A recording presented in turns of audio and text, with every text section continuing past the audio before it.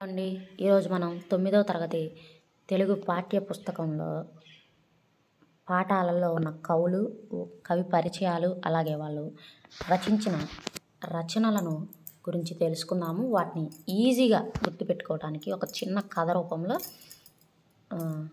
ఆ రచనలన్నీ చిన్న కథ రూపంలో వచ్చేటట్టు ఒక చిన్న కథలు రాశాను.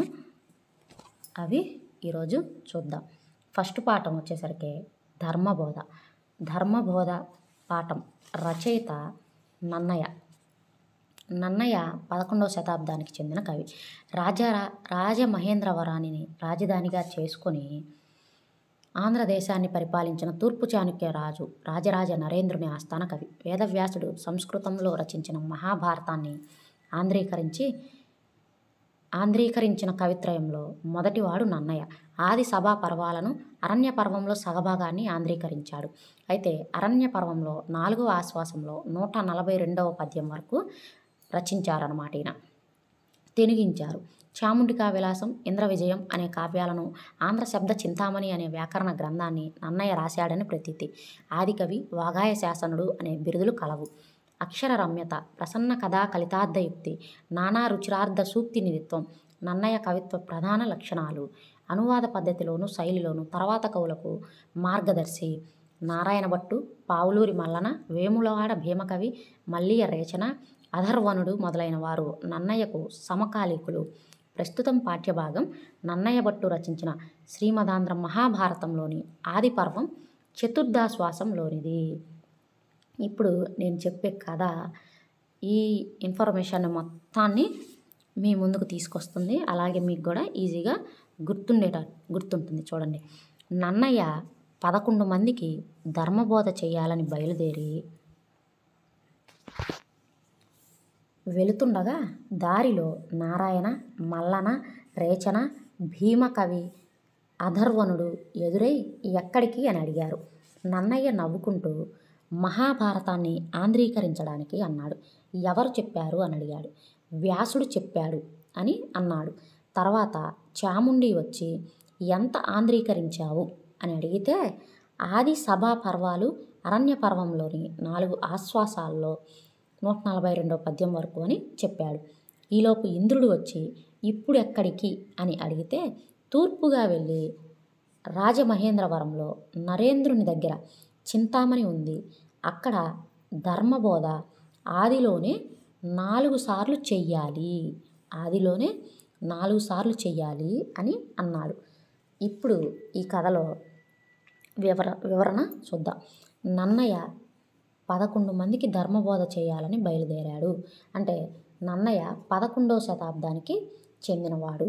ఇక్కడ ధర్మబోధ నన్నయ్య ప్రస్తుతం ఈ పాఠం ఏంటంటే ధర్మబోధ అనేది పాఠం. ధర్మబోధ పాఠాన్ని రచించింది నన్నయ్య. ఈయన 11వ శతాబ్దానికి చెందినవాడు. తర్వాత వెళ్తుంటే దారిలో నారాయణ, మల్లన, రేచన, భీమ, అధర్వణుడు వీళ్ళంతా కలిశారు అని అన్నాడు. అంటే వీళ్ళంతా నారాయణ భట్టు, పావులూరి మల్లన, వేములవాడి భీమకవి, మల్లియ రేచన, అధర్వణుడు వీళ్ళంతా నన్నయ్యకు సమకాలీకులు.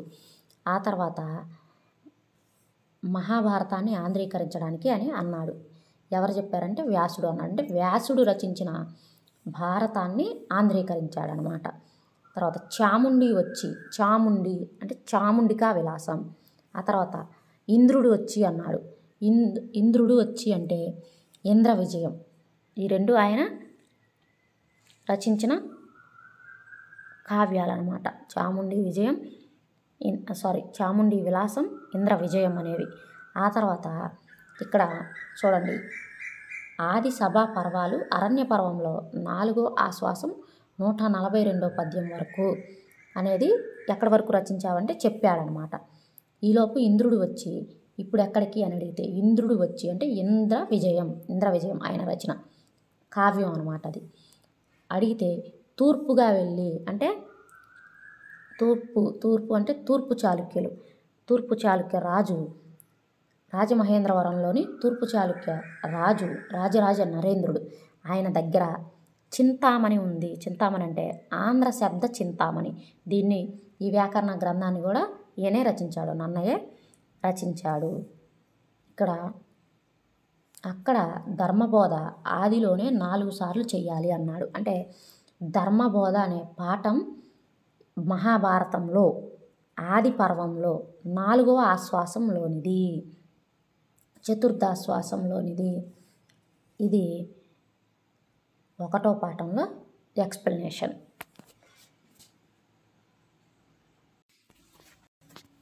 ఇప్పుడు రెండో పాఠం చైతన్యం.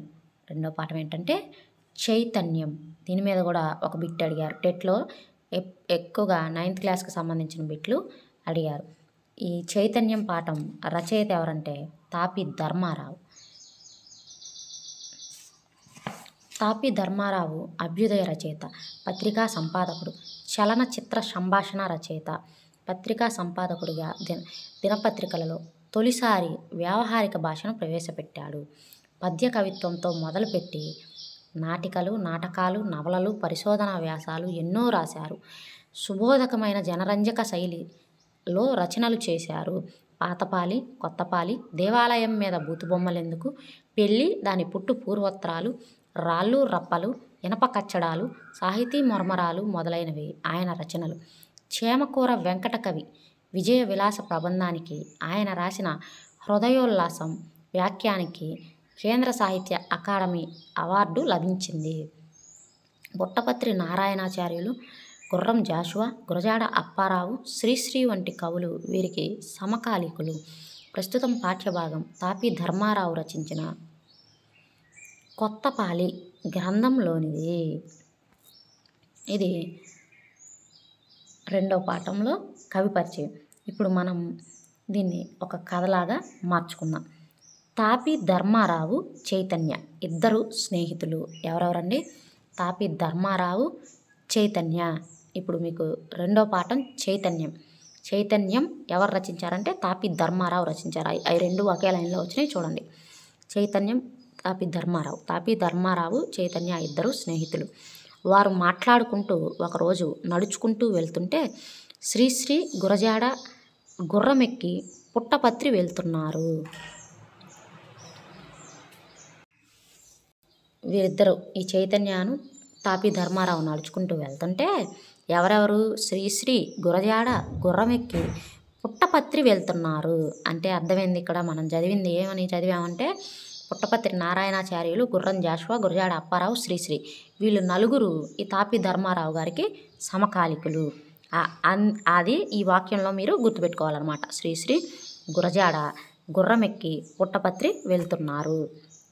వారిని ఆపి తాపీ ధర్మారావు ఆయన దగ్గర ఉన్న పాత పాలిని చూపించి వస్తా వస్తా కొత్త పాలిని తెమ్మన్నాడు.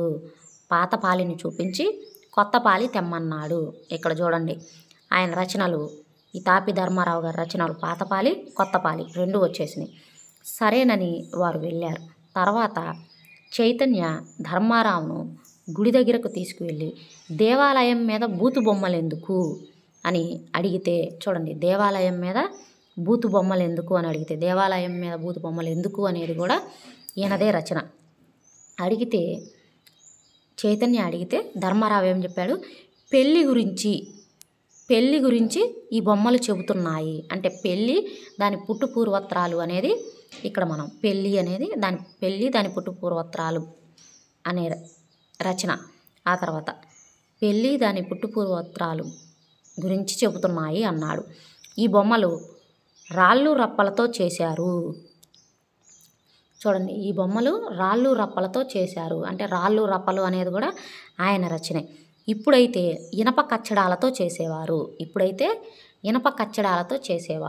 ఇనప కచ్చడాలు అనేది కూడా ఆయన రచనే అని మాట్లాడుకుంటూ వస్తున్న వారికి దారిలో సాహితీ మరమరాలు తింటూ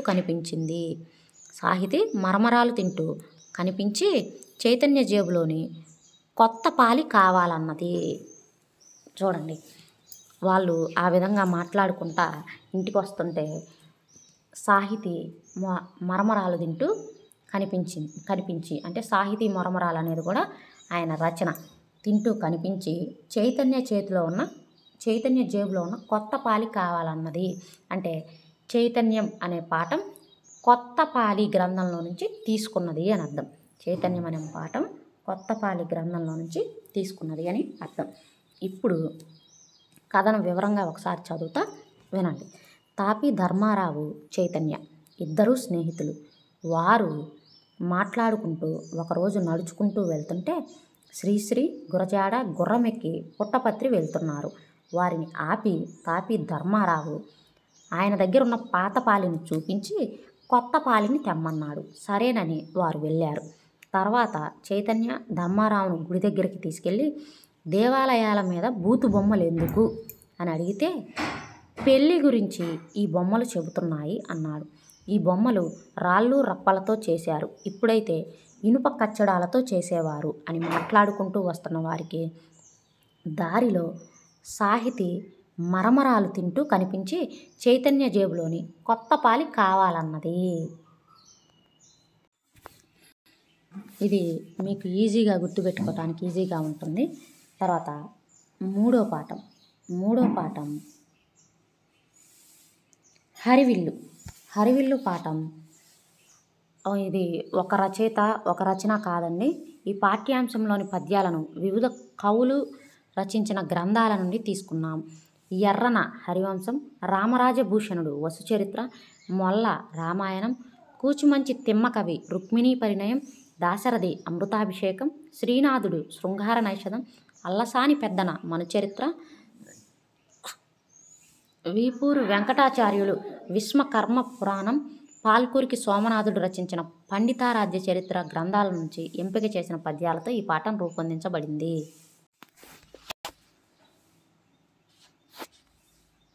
నాలుగో పాఠం ఆత్మకథ. ఆత్మకథ రచయిత ఎండ్లూరి సుధాకర్. నా అనుభవం నేర్పిన పాఠమే నా కవిత్వం అని తన కవితా గుణాల్ని ప్రకటించిన ఆధునిక కవి డాక్టర్ ఎండ్లూరి సుధాకర్. ఆయన ప్రకాశం జిల్లా కనిగిరి తాలూకా రావికుంటపల్లెలో జన్మించారు. ఎండ్లూరి దేవయ్య, శాంతాబాయి వీరి తల్లిదండ్రులు. ఉన్నత చదువులు చదివిన వీరు జాషువా రచనలపై పరిశోధన చేసి PhD పట్టా పొందారు. పొట్టి శ్రీరాములు తెలుగు విశ్వవిద్యాలయంలో, కేంద్రీయ విశ్వవిద్యాలయంలో లెక్చరర్గా, అసోసియేట్ ప్రొఫెసర్గా, శాఖాధిపతిగా 30 సంవత్సరాలు పనిచేశారు. జాషువా పరిశోధన కేంద్రం తరపున 20 గ్రంథాలకు సంపాదకత్వం వహించారు. కవిరత్న, నవయుగ వచన కవితా చక్రవర్తి బిరుదులు. వర్తమానం, మల్లెమొగ్గల గొడుగు, కొత్త గబ్బిలం, వర్గీకరణీయం, గోసంగి, నల్లద్రాక్ష పందిరి, అటజని కాంచే యాత్రా కవిత్వం, జాషువా సాహిత్యంపై విశ్లేషణ వీరి ఇతరి రచనలు. ప్రస్తుతం పాఠం నల్లద్రాక్ష పందిరి కవితా సంపుటిలోనిది. ఇప్పుడు నా అనుభవం నేర్పిన పాఠమే నా కవిత్వం అని ఆత్మకథను నల్లద్రాక్ష పందిరి కింద కూర్చొని ఎండ్లూరి సుధాకర్ గతంలో జాషువా కవితా సంపుటిలో చెప్పాడు. చూడండి, నా అనుభవం నేర్పిన పాఠమే నా కవిత్వం అని ఆయన ఆత్మకథను నల్లద్రాక్ష పందిరి కింద కూర్చొని ఎండ్లూరి సుధాకర్ గతంలో జాషువా కవితా సంపుటిలో చెప్పాడు. వర్తమానంలో మల్లెమొగ్గలతో గొడుగు చేసి కొత్త గబ్బిలానికి వేయాలని గోసంగిలో నల్లద్రాక్ష పందిరి కింద అటజని గాంచెను. ఇక్కడ వివరణకు వస్తే, నా అనుభవం నేర్పిన పాఠమే నా కవిత్వం అని అన్నది ఎవరంటే ఎండ్లూరి సుధాకర్ అన్నాడు.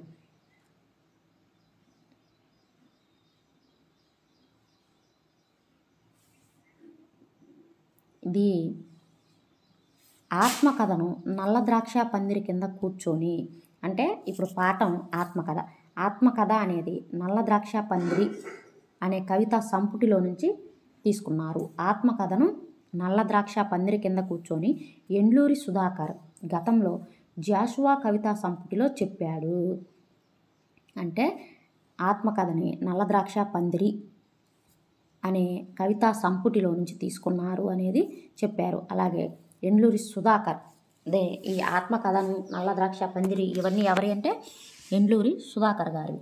అలాగే ఇక్కడ జాషువా అనే పదం ఎందుకు వచ్చిందంటే ఈయన జాషువా కవిత్వం మీద ఎక్కువ పరిశోధనలు చేశారు.